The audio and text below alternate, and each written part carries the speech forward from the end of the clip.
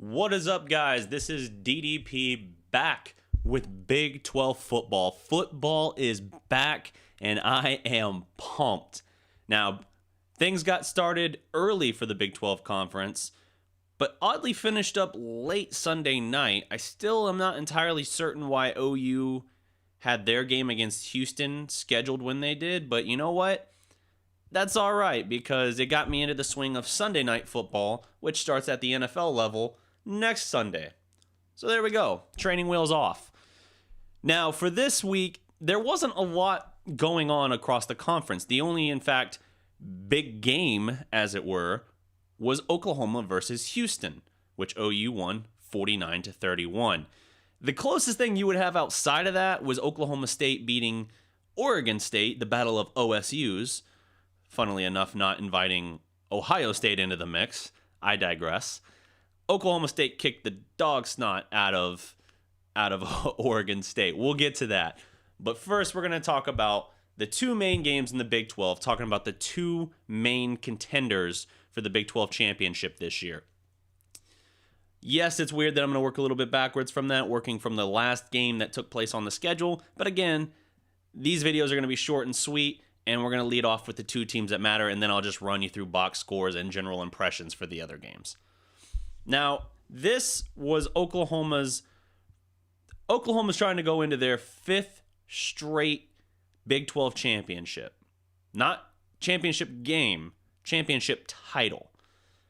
There is a lot expected out of Oklahoma. Of course, you had the Alabama quarterback, the national championship winning quarterback before Tua showed up on campus. Jalen Hurts is now a Sooner, rocking the number 1 jersey just like Kyler Murray before him.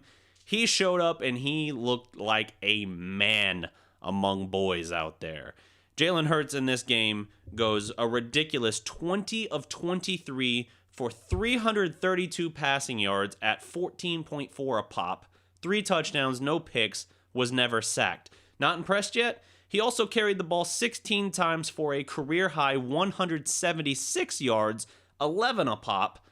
3 more touchdowns with a long of 43. Now, the one blemish on his day, he did have a fumble just before the half that allowed Houston to steal 3 more points. This was a mixed bag for OU, I think. Like, Hurts, yeah, he looked like a sensational athlete out there, but I'm not going to get it twisted when I talk about Jalen Hurts in Oklahoma this season. Jalen Hurts does not have the arm talent that Kyler Murray had or Baker Murray. Baker Murray? I guess you put them two together, you know. Baker Mayfield or Kyler Murray. He does not have that arm talent that those guys had. And while he still had a sensational day, again, 20 of 23 passing, over 300 yards passing, he wasn't asked to do a lot. Like, yeah, he had some good throws, some mid-range throws, a couple times where he threaded the needle pretty well. My problem with it is that you didn't really have to see him throw deep very much. Baker and Kyler had cannons for arms, and they could drop it on a dime 40, 50 yards, 60 yards down the field, especially Kyler. Kyler's arm strength was otherworldly almost. I don't see that from Jalen Hurts. Now, yeah, he had touchdown catches or passes, I should say, 49 yards and I think 56 yards, but here's the thing. The one deep ball he threw that he dropped it on a dime was a completely busted coverage where CeeDee Lamb, of all people, was running 20 yards down the field unguarded. No one within a cry of him. And so, yeah, Hurts drops it on the money, on the move. Nice. It was a nice pass, but there was no defender in play. Like, if you miss that pass, if anything, OU fans are kind of looking at you like, ooh, this is going to be a problem if he can't do that. The running's great, but eventually teams are going to, kind of stack against that. That's why Kyler, even though he was only 5'9" or whatever, was so dominant last year, because you couldn't just try and take out his legs, because if you took away his running element, fine, he'll sit back in the pocket and he'll drop bombs on you all day. That's what he did. So Hurts is going to have to continue to grow in that regard. I don't doubt that he can. He's come a long way as a passer, it looks like. But it's still just one of those things. I think OU, their offense isn't going to be as flashy in terms of receiver stats as you might think, as how we've seen the last couple of years. I think they're going to go more as Jalen Hurts goes because OU had 7 touchdowns in this game. The first 6 were all Jalen Hurts. 3 running, 3 passing. No running back touchdowns, even though OU averaged over, let me see here, Trey Sermon went 11 for 91. So the highest actual carried running back in this game only got 11 snaps. Now, he was averaging 8.3 a pop, which was great. Kennedy Brooks came in and did what Kennedy Brooks does, only 4 carries, but for 46 yards at 11.5 a pop. I think he had 8.79 last year, which was the second highest in school history. I forget what the minimum threshold was for carry attempts, but the highest yards per carry, second highest yards per carry average in school history for a season, Kennedy Brooks last year. And he's got off to a good start there. I mean, even Stevenson, who had a fumble as well, that was ugly. OU had a pair of turnovers, which Houston, to their credit, turned into points. But he also still went 6 for 41 with a touchdown. He scored the only running back touchdown of the game, the very unimportant final touchdown that kept it at an 18-point score, 18-point differential. I'll tell you, man, one thing that did jump out at me, Charleston Rambo, man. Do I have that first name right? Charleston?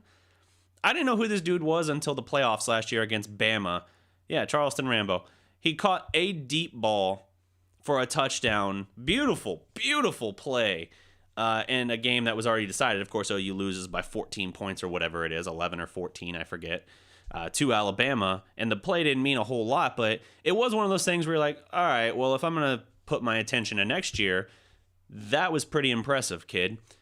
What did he do today? He came out, 3 targets, 3 receptions, 105 yards, average of 35 a pop with a touchdown. He had the 56-yard touchdown. I referenced earlier Jalen Hurts on 49-yard touchdown. That was great. Total busted coverage, though. This one with Rambo, it was about a 10, 11-yard throw, maybe a smidge more than that. But it was Rambo's elite speed that allowed him to blow past 3 defenders who were all closing in on him and then outrun them to the goal line. Great play from Rambo. I really am interested. OU tends to do good at keeping at least that one deep ball speedster on the roster. And, Hollywood Brown went pro, and you still got CeeDee Lamb who can do a little bit of everything. CeeDee is the best receiver on this team, but I'm interested to see what Rambo can do this year. Other standouts were Hasselwood as well, receiving 2 for 46. That's a pretty highly touted freshman they had coming in, so I'm interested to see how he can grow. CeeDee Lamb targeted 4 times, 2 catches, 46 yards, the 1 touchdown, along a 45. So it wasn't 39 or 49 like I thought it was 45, I guess. Point being, CeeDee Lamb's your best receiver, and he had a ho-hum day. Your highest receiver in terms of catches was 3. 3 catches. Several guys did that. You had good distribution of your catches along the roster, but this felt like the Jalen Hurts show, and while he was individually pretty spectacular, I just have doubts and questions about how that works in the big picture, in the long term of this season. But what about that defense? Without me rambling too much longer about OU, what about that defense? Well, the defense looked good initially, suspect throughout the entire middle and most of the second half.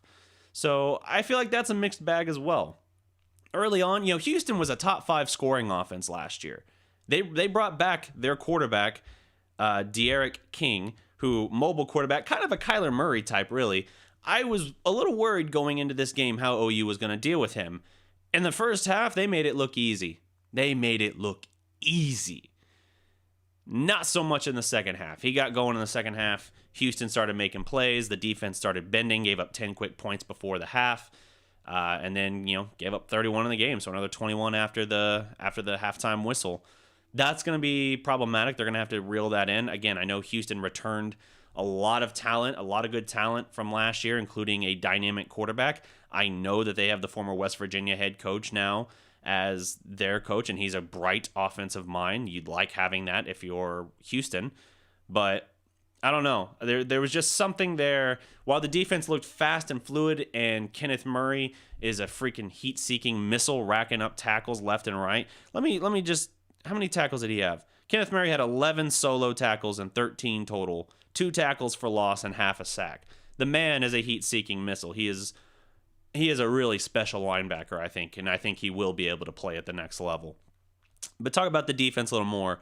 De'Aaron King goes 14 of 27 for 167 yards, only 6.2 a pop, but 2 touchdowns. He is sacked 3 times. It's a modest day for him, but again, if you see how he was doing in the first half and how he finished, he looked like he was trending upwards. He was giving us fits because running the ball, he also had 15 carries for 103 yards, 6.9 in average, 1 touchdown with a long of 25. So cumulatively, he got his numbers essentially. Not quite a 300-yard total performance day out of him, but he made some things happen. If you give him last year's defense for OU, like in terms of who he's facing off with, he probably goes over 350, and we have an even more stressful day.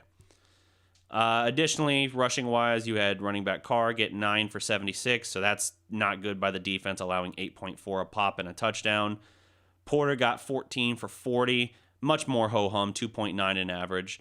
Let's see here. I think that's basically the significant ones on that side. Stevenson, the wide receiver, man, holy crap, that guy was giving us some problems. He had 7 catches, 80 yards, and a touchdown, but he was making some incredible plays. I think he had a phenomenal sideline grab for a first down that kept a drive going, a touchdown drive going for them, and that was significant. OU had some silly plays in this. I want to say it was Fields, number 10 on the OU defense, had a couple silly penalties. He gets not bailed out. Houston gets a little bit bailed out on the first one, a pass interference on 3rd and long. The ball is thrown so far behind the receiver that the receiver has to adjust, and it causes contact between Fields and him, and so it draws a first down for Houston on what was a badly thrown ball, it looked like.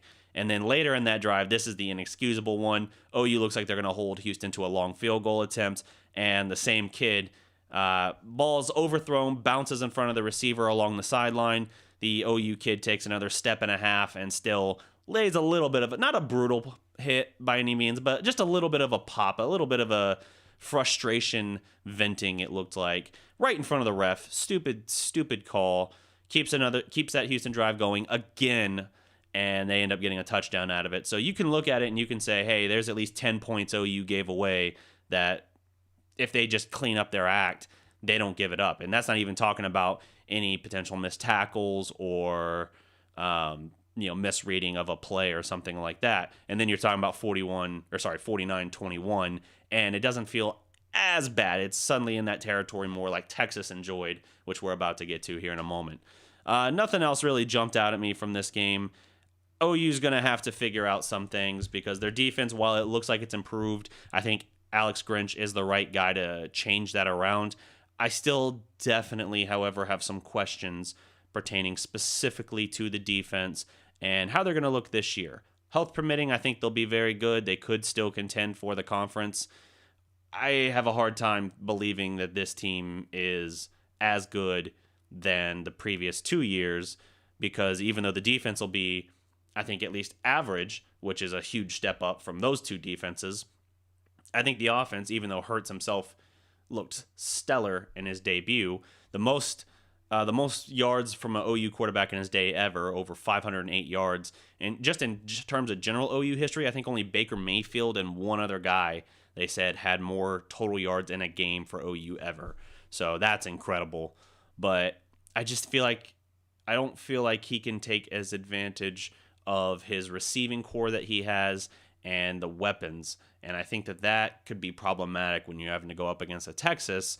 And not that he's one-dimensional by any means, but when you don't have that same level of arm talent, I could see that being problematic.